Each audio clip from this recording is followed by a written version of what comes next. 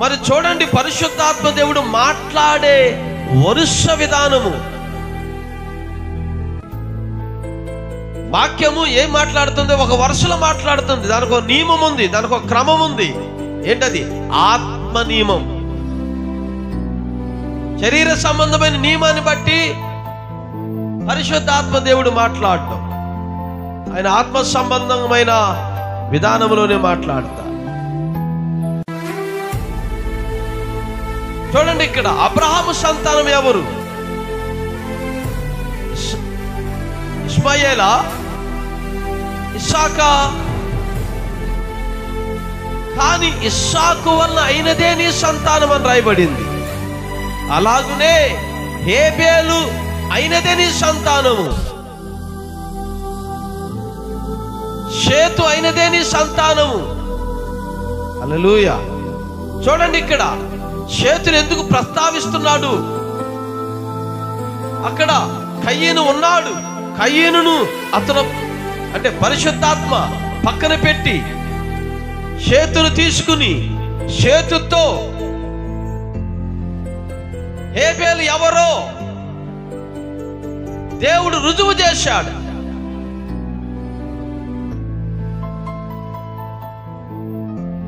అనగా ఎక్కడో ఏదో జరిగింది.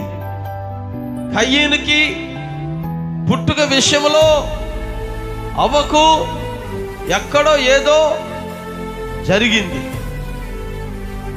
కొంతమంది అంటారు, అవ్వమ్మ గురించి అంతగా ఎట్లా మాట్లాడతారండి? అలాగని అనుమానాలు మీరును అంటారు.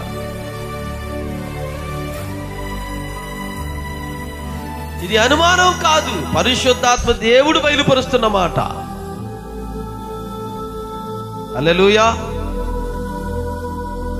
ఎందుకంటే అక్కడ ఏదో అక్రమము చోటు చేసుకుంది.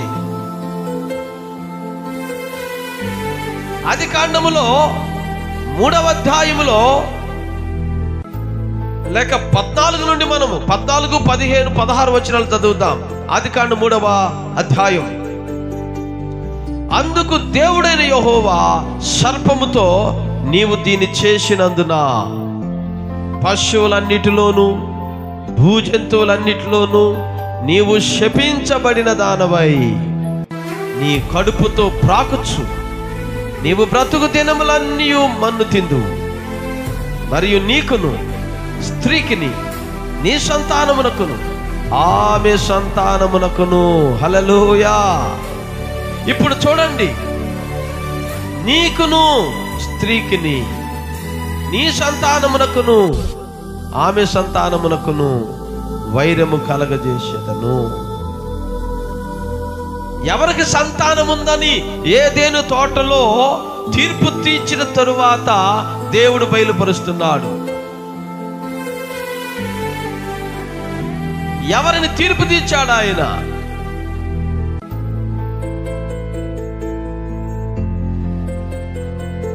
ఎవరికి ఆయన శిక్షణ వేస్తున్నాడు? ఆదాముకా? అవ్వకా? లేక వారిద్దరి మధ్యలోకి వచ్చిన మనుష్యుడైనటువంటి సర్పముకా?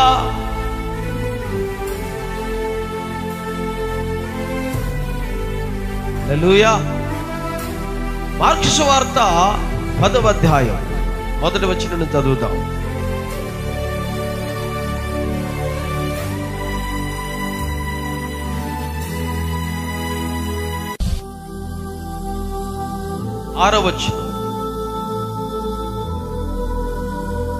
సృష్టి ఆది నుండి అనగా దేవుడు వారిని పురుషునిగాను స్త్రీనిగాను కలుగజేశాడు.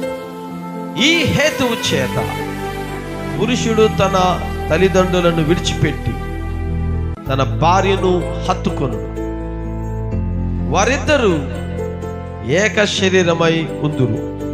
కనుక వారిక ఇద్దరుగా ఉండక ఏక శరీరముగా ఉందురు. కాబట్టి దేవుడు జతపరిచిన వారిని మనుష్యుడు వేరుపరచకూడదని వారితో చెప్పెను. ఆదికాండము 4వ అధ్యాయం 1వ వచనం.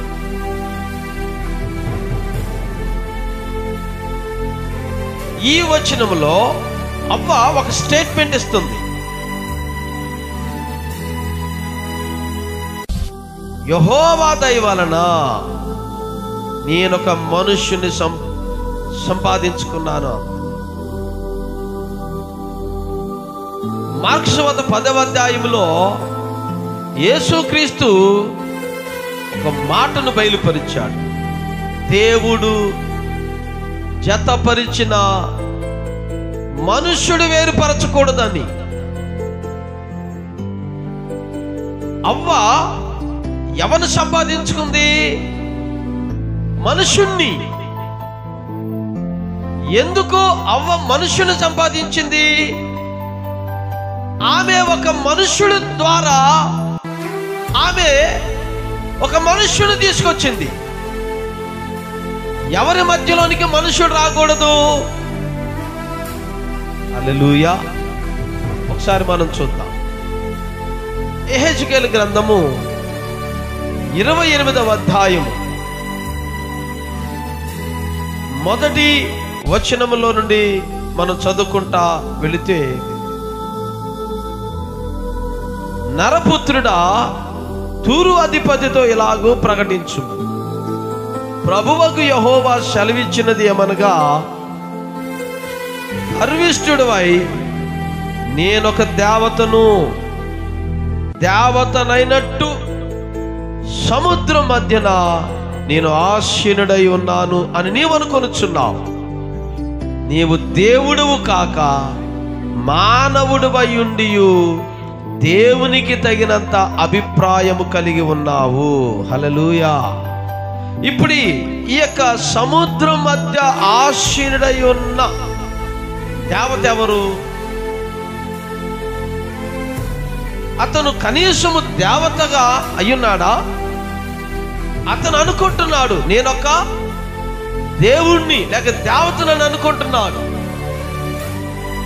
అందుకని ఆదికాండము 3వ అధ్యాయము ఆ యొక్క 1, 2, 3, 4 వచనాలు మనం చదువుకుంటే, అవ్వకు ఆ సర్పము అనే జంతువు లాగా ఉన్న ఈ మనుషుడు ఏమంటున్నాడు? ఈ తోట వృక్ష ఫలములలో దేని ఫలములనైనను మీరు తినకూడదని దేవుడు చెప్పినా అని అడిగారు. అందుకు స్త్రీ, ఈ తోట చెట్ల ఫలములను మేము తినవచ్చు, అయితే తోట మధ్యలో ఉన్న చెట్టు ఫలములను గూర్చి దేవుడు మీరు చావకూడనట్లు వాటిని తినకూడదనియు వాటిని ముట్టకూడదు అనియు చెప్పెనని సర్పముతో అనెను. అందుకు సర్పము ఆ స్త్రీతో చెబుతుంది. అంటే ఆ స్త్రీ అంటే అక్కడ ఎవరు? అవ్వ. అవ్వ ఎవరు? ఆదాము యొక్క భార్య, వేరొక పురుషుని యొక్క భార్య, దేవుని కుమారుడు యొక్క భార్య. ఈమె ఎవరు? దేవునికి కుమార్తె.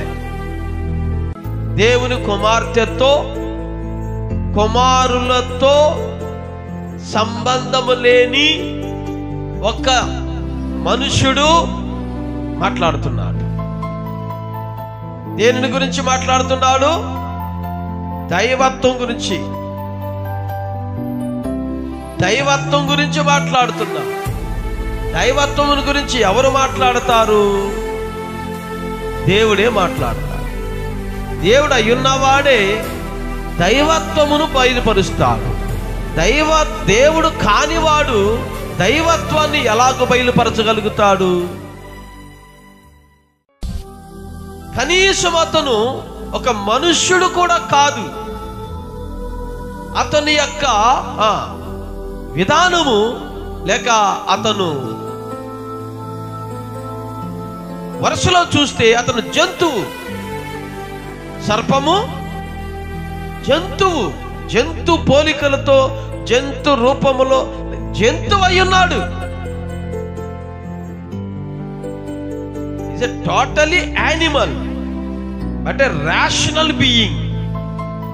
జ్ఞానము కలిగిన, జ్ఞానయుక్తముగా ఉన్న ఒక జీవి, జంతువు. But very closer to the son and daughter of God. ఆ జంతువు దేవుని కుమారుడు కుమార్తెన వీరికి సమీపముగా ఉన్నాడు. అంతే, దగ్గరగా పోలికలు ఉన్నాయి తప్ప అతను దేవుని కుమారుడు కుమార్తెకు సంబంధించిన జీవి కాదు. కానీ వారి వలె ఆలోచిస్తున్నాడు, వారి వలె మాట్లాడుతున్నాడు, వారి వలె ప్రవర్తిస్తున్నాడు, వారి వలె జీవిస్తున్నాడు, వారిలో ఒకడుగా ఉంటున్నాడు. కానీ అతను వీరి యొక్క సహవాసానికి సంబంధించిన మనుషుడైతే కాదు. కానీ బైబిల్ అతను ఏమని చెబుతుంది? ఆ సర్పం అనేటువంటి ఆ జంతువుని మనుష్యుడు. హల్లెలూయా.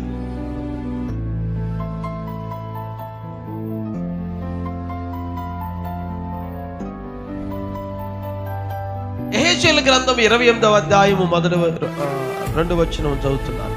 సన్ ఆఫ్ మ్యాన్, 2వ వచనం ఏముంది అక్కడ? నరపుత్రుడా. ఏ పుత్రుడు? ఏ కుమారుడు ఇతను? దేవుని కుమారుడా.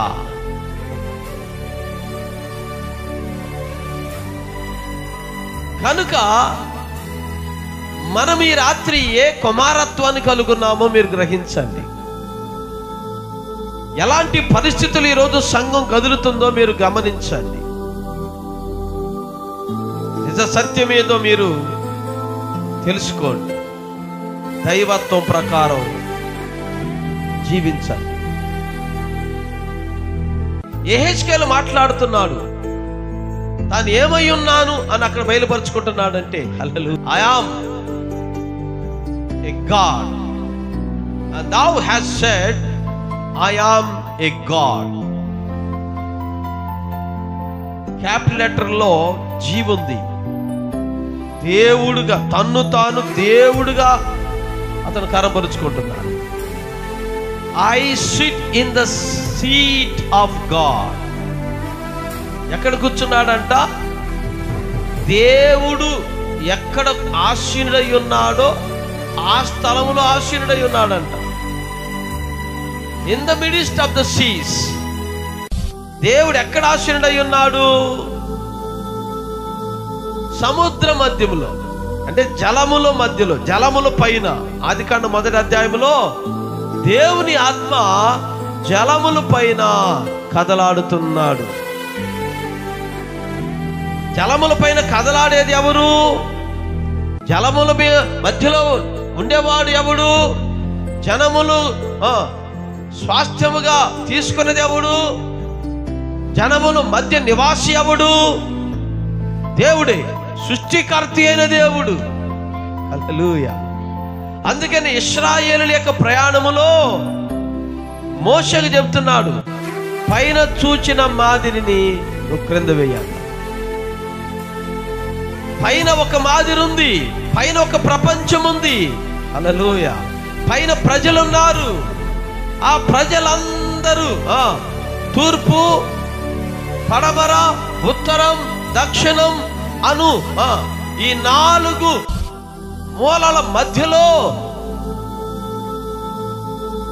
సర్వశక్తిమంతుడైన దేవుడు నివసిస్తున్నాడు. దేవుని గుడారము వారి మధ్యలో ఉంది. దేవుని నివాసము ఇశ్రాయేలుల మధ్యలో ఆయన తన గుడారాన్ని ఏర్పాటు చేసుకున్నాడు. పరిశుద్ధుల మధ్యలో ఆయన నివసిస్తున్నాడు. పరిశుద్ధుడైన వాడు పరిశుద్ధుల మధ్యలో ఉంటాడు. హల్లెలూయా.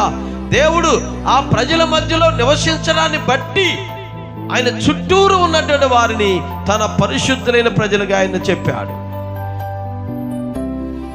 ఈ మోషే పైన చూసిన మాదిరే ఆదికాండం 1వ అధ్యాయం. అగాధ జలముల పైన దేవుని ఆత్మ కదలాడడం. యెహెజ్కేలు 28వ అధ్యాయంలో ఆదికాండం 1వ అధ్యాయాన్ని చూపిస్తున్నాడు. ఇక్కడ ఎవరు? దెయ్యం. నరపుత్రుడు ఎవరు? ఇక్కడ అభిషేకించబడిన కెరూబు, పడగొట్టబడిన, అధికారం కోల్పోయిన, ఆశీర్వాదం పోగొట్టుకున్న, అభిషేకాన్ని పోగొట్టుకున్న ఒక కెరూబు, సాతానుగా పిలువబడిన ఒక కెరూబు, ఏదైనా తోటలోకి సర్పమనే జంతువులోనికి దిగివచ్చి ఆ జంతువును ప్రేరేపించి, ఆ సర్పమనే జంతువు ఆదాము అవ్వలతో చాలా సమీపంగా కదలడం సాతాను ఆత్మ చూచి ప్రవక్త అంటున్నాడు, స్త్రీ యొక్క గర్భములో విత్తనమును పిండముగా మార్చగలిగిన ఒకే ఒక్క జంతువు సర్పమన్నాడు. అందుకని సాతాను ఆత్మ సర్పమనే జంతువుని ఎంచుకుంది. స్తోత్రం. అర్థమవుతుందండి? కనుక ఆ జీవి యెహెజ్కేలు గ్రంథంలో ఏమని చెప్పబడుతున్నాడు? నువ్వు దేవతవు కాక, నువ్వు దేవుడువు కాక మనుష్యుడు అయి ఉన్నావని చెప్తున్నాడు. ఇప్పుడు ఆదాము అవ్వల మధ్యలోనికి ఎవరు వచ్చారు? ఆదాము ఏదెనులో సర్పము. మార్కు సువార్త 10వ అధ్యాయంలో ఆయన ఏం మాట్లాడుతున్నాడు? దేవుడు జతపరిచిన వారి మధ్యలోనికి మనుష్యుడు ప్రవేశించకూడదు అని. దేవుడు జతపరిచిన వారిని మనుష్యుడు వేరుపరచకూడదు. మరి ఏదెనులో ఒక ఎడబాటు దేవుని కుమారుడు కుమార్తె మధ్య వచ్చింది. ఆదాము పాపములోనికి పోవటానికి గల కారణము ఆ మనుషుడే. వారి వైవాహిక జీవితం పాడైపోవటానికి, వివాహ బంధము విచ్ఛిన్నమైపోవటానికి ఏదెనులో ఆది కాలములో ఆది కాండములో కారకుడెవడు? ఆ మనుషుడే. ఆ మనుష్యుడు వల్లే అవ్వ గర్భం ధరించి ఆమె అంటుంది, ఇప్పుడు యెహోవా దయ వలన నేను ఒక మనుష్యుని సంపాదించుకున్నాను. కానీ ఆది కాండము 4వ అధ్యాయము 25వ వచనంలోకి వచ్చినప్పుడు ఆదాము కుమారుని కని ఏబేలుకు ప్రతిగా అతనికి షేతు అని పేరు పెట్టాడు. కానీ అక్కడ కయ్యను ఉన్నాడు. కయ్యను ఆదాము కుమారుడైతే, ఆదాము సీడ్, ఆదాము యొక్క రాజసంతాన విత్తనమైతే, రాజసంతానము యొక్క బుక్కులో పుస్తకములో చెప్పాలి, వాక్యము యొక్క పుస్తకములో జీవ గ్రంథములో మరి అక్కడ పేరు ఉండాలి. ఎవరి జీవ గ్రంథం అది? ఆదాము జీవ గ్రంథం. ఆదాము జీవాన్ని మోసుకొని వస్తున్న మనుషులు అక్కడ ఉన్నారు. ఆదాము జీవాన్ని మోసుకొచ్చే మనుషులు అక్కడ ఉన్నప్పుడు ఆదాము జీవములో నుండి కయ్యను వస్తే అతని పేరు కూడా అక్కడ వ్రాయబడుద్ది, అయి పడాలి. యోధా పత్రికలో ఏమని రాయబడుతుంది? ఆదాము నుండి 7వ వాడైన హానోకు వీరిని గురించి ప్రవచించాడని చెప్పాడు. ఆదాము నుండి హానోకు 7వ వాడని ఎందుకు పరిశుద్ధాత్మ మరలా సంఘ కాలములో మాట్లాడుతుంది? అక్కడ అక్కడ కయ్యను ఎవరు అనేది చెబుతున్నాడు. దేవునికి స్తోత్రం కలనగా. కయ్యనుకి జాస్తత్వపు హక్కు లేదు,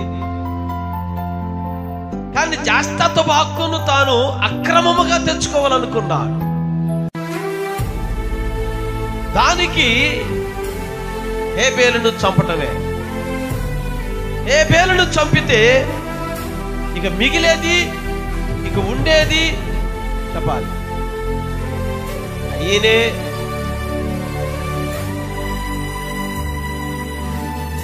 కనుక కయ్యను యొక్క ఆలోచన దేవుడు ముందే చూచాడు. కయ్యను అసలు ఆదాము జీవాన్ని మోసుకుపోయే మనుషుడే కాదు. కనుకనే మరలా ఆదాముకు సంతానం దేవుడిచ్చాడు. కనుక ఇప్పుడు ఆదాము మరలా అవను కూడగా ఆమె ఇప్పుడు అంటుంది కుమారునిగా అందని రాశాడు. మనుషుని కాదు, కుమారునిగా అందంట. ఆ కుమారుడి పేరే షేతు అని పెట్టబడింది. కనుక ప్రియ దేవుని సంగమా, జాస్తత్వపు హక్కు వాక్యమై ఉంది. కయ్యను వాక్య సంబంధియా, దుష్టుని సంబంధియా? మొదటి యోహాను పత్రిక, యోహాను రాసిన పత్రిక 3వ అధ్యాయము 9వ వచనం. దేవుని మూలముగా పుట్టిన ప్రతి వానిలో ఆయన బీజం నిలుచును, కనుక వాడు పాపము చెయ్యడు. వాడు దేవుని మూలముగా పుట్టినవాడు కనుక పాపము చేయజాలడు. దీనిని బట్టి దేవుని పిల్లలెవరో అపవాది పిల్లలెవరో తేటపడును. నీతిని జరిగించని ప్రతివాడును తన సహోదరుని ప్రేమింపని ప్రతివాడును దేవుని సంబంధులు కారు. ఇప్పుడు దేవుని సంబంధులు ఎవరు? సహోదరులను ప్రేమించువాడే. ఏ సహోదరులను ప్రేమించాలి? తన సహోదరుడు కాని సహోదరులను ప్రేమించాలా? తన సహోదరుడు కాని సహోదరులను ఎవరైనా ప్రేమిస్తారా?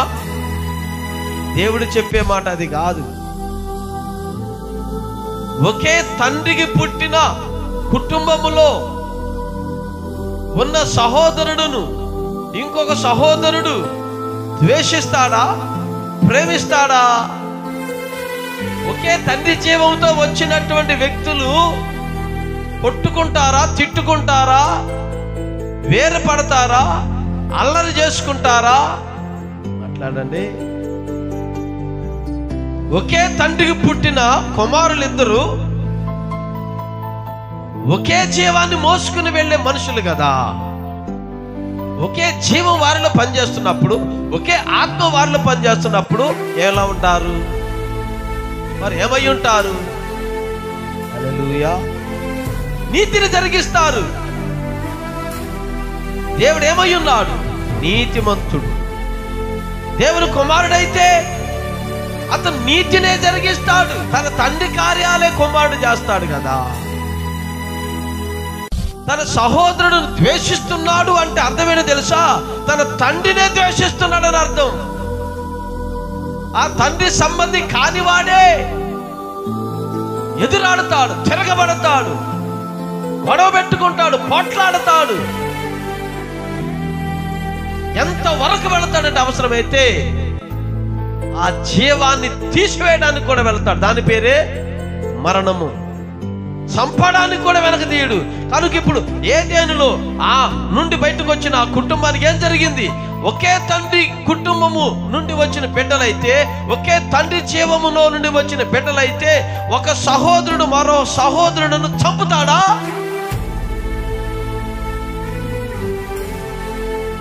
హల్లెలూయా. మనము దేవుని సంబంధమో కాదో ఎలా తెలుస్తుంది? మన తండ్రి ఒకే తండ్రిని ఆ బిడ్డలకు ఎలా తెలుస్తుంది? దీనిని బట్టి దేవుని పిల్లలెవరో, అపవాది పిల్లలెవరో. హల్లెలూయా. అపవాది అంటే అర్థం ఏంటంట? సాతాను. అంటే సాతాను ఎవరు? సాతాను ఒక ఆత్మ. ఆత్మకి పిల్లలు ఎట్లుంటారు? ఆ ఆత్మ ఏదో శరీరంలోనికి వస్తేనే ఆ శరీరము ద్వారా ఆ ఆత్మ యొక్క మూలము విత్తనముగా మారి ఒక శరీరంగా మారితే, హల్లెలూయా, ఆ శరీరంగా మారిన కుమారుడు తన తండ్రిని చూపిస్తా ఉంటాడు. అపవాదికి పిల్లలు ఉన్నారు అని వాక్యం చెబుతుంటే నువ్వెందుకు నమ్మవు? దయ్యానికి పిల్లలు పుట్టారంటే నువ్వెందుకు నమ్మవు? దేవునికి పిల్లలు పుట్టారంటే నువ్వు నమ్ముతావా?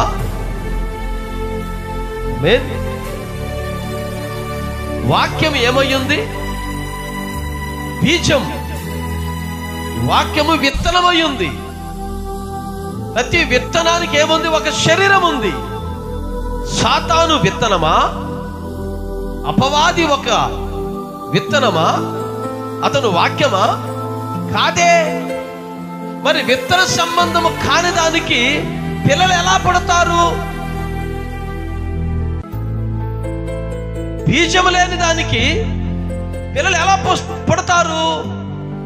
కనుక బీజము కలిగిన దానిలోనికి వచ్చి తన యొక్క ఆత్మ సంబంధముగా ఆ వ్యక్తిని మార్చుకుంది. తద్వారా తనకొక సంతానముగా కయీను సంతానాన్ని ఎంచుకుంది. మరి మేము చూడండి, కయీను స్వభావం ఏంటి? సహోదరుడును ద్వేషించటం. ఒకే తండ్రి యొక్క రక్త సంబంధిని ద్వేషించటం, అతని క్రియలన్నింటినీ ద్వేషించటం, ఆ హేబేలు చేసే ప్రతి కార్యానికి విరోధంగా మాట్లాడటం. మొదట నుండి మీరు వినిన వర్తమానం ఏంటంట? మనము ఒకరినొకడు ప్రేమింపవలను అనున్నదే. మొదటి యోహాను రాసిన పత్రిక 3వ అధ్యాయము 11వ వచనము. మనము ఒకరినొకడు ప్రేమింపవలనన్నదియే మొదటి నుండి మీరు వినిన వర్తమానము కదా. మనము కయీను వంటి వారమై ఉండరాదు. వాడు దుష్టుని సంబంధి అయి తన సహోదరుడను చంపెను. ఆమేన్. 10వ వచనంలో ఏం చెప్పాడు? దీనిని బట్టి దేవుని పిల్లలెవరో, అపవాది పిల్లలెవరో తేటపడునన్నాడు. ఇప్పుడు అపవాది పిల్లలు ఉన్నారా? దుష్టుడు కదా అపవాది. అపవాది దుష్టుడేనా? దుష్టుడు సాతానేనా? మరి దుష్టుని సంబంధి ఎవరు ఇక్కడ? కయ్యను. కయ్యను ఎవరు పిల్లోడు?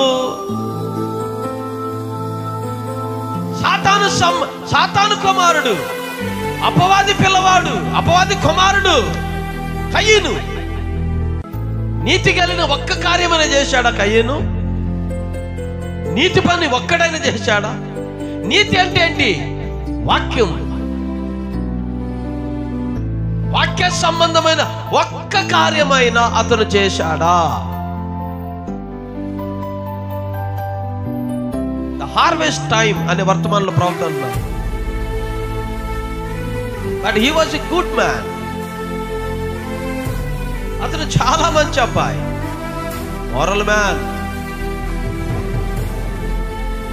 ఓ ద నామినల్ క్రిస్టియన్ టుడే. ఈ రోజున ఎంత భక్తి కలిగినటువంటి వ్యక్తులు ఉన్నారు ఇవాళ క్రైస్తవుల్లో. క్రైస్తవత్వం అంటే ఏంటనుకుంటున్నారు? భక్తిని చేయడమే క్రైస్తవత్వం అనుకుంటున్నారు. భక్తిని చేయటం కాదు క్రైస్తవత్వము. క్రైస్తవత్వం అంటే వాక్యమును రుజువు చేయటము, వాక్య ప్రకారము జీవించటము, వాక్యముగా రూపాంతరం చెందడమే క్రైస్తవత్వం అయ్యింది. మంచి పనులు చేసేది క్రైస్తవత్వం కాదు. నీతిగా ఉండడం మంచిగా ఉండడము క్రైస్తవత్వం కాదు, ఇతరులకు అపకారం తలపెట్టడం లేదు అనే కార్యము క్రైస్తవత్వం కాదు. వాక్యము అయి ఉండడమే ఒక క్రైస్తవత్వం అయి ఉంది.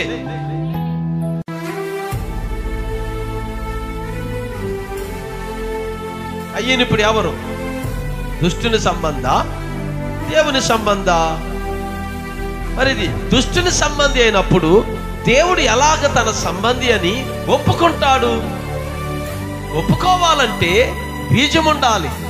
ఏ బీజం ఉండాలి? ఆదాములో ఆయన ఏ బీజాన్ని నాటాడో, ఏ ఆత్మను ఇచ్చాడో అదే ఆత్మ కయీనులో కూడా ఉండాలి. కయీను దేవుడు ఆత్మతో లేడు. దేవుడు ఆత్మ ఉన్నాడు కదండి. ఆదామును ఆయన సృష్టించినప్పుడు ఏం చేశాడు? అతను ఆత్మను అతనికి ఇచ్చాడు. అదే అతని జీవం కలిగిందే విత్తనం. ఆదాములో విత్తనం ఏంటి? ఇప్పుడు దేవుని ఆత్మయే. ఆ ఆత్మ శరీరం ధరించుకుంది. హల్లెలూయా. 1 కొరింథీయులకు రాసిన పత్రిక 15వ అధ్యాయములో ఆమేన్ 36వ వచనంలో మీరు చదివితే, నీవు విత్తునది చచ్చితేనే గాని బ్రతికింపబడదు కదా. నీవు విత్తు దానిని చూడగా అది గోధుమ గింజ అయినను సరే, మరి ఏ గింజ అయినను సరే వట్టి గింజనే విత్తుచున్నావు గాని పుట్టబోవు శరీరమును విత్తుటలేదు కదా. అయితే దేవుడే తన చిత్త ప్రకారము నీవు విత్తిన దానికి శరీరము ఇచ్చును. మరియు ప్రతి విత్తనమునకును దాని శరీరము ఇచ్చుచున్నాడు. ఏదెనులో సర్పము అనేటువంటి జంతువు విత్తిన విత్తనానికి అవ్వ ద్వారా ఒక శరీరం వచ్చింది. ఆ విత్తనానికి ఎందుకని? సర్పముకి ఏముంది? సర్పానికి బీజం ఉంది. అపవాదికి పిల్లలున్నారు. నీ సంతానానికి, స్త్రీ సంతానానికి. హల్లెలూయా. అక్కడ స్త్రీ అంటే అవ్వ కాదు, యెషయా ద్వారా పలకబడినటువంటి వాక్యపు స్త్రీ ఎవరు? మరియా. కన్యక గర్భం ధరించును. ఆమేన్. అది ఏదేనులో ముందే జరగబోయే కార్యాన్ని దేవుడు దూచి ఆయన అక్కడ మాట్లాడుతున్నాడు.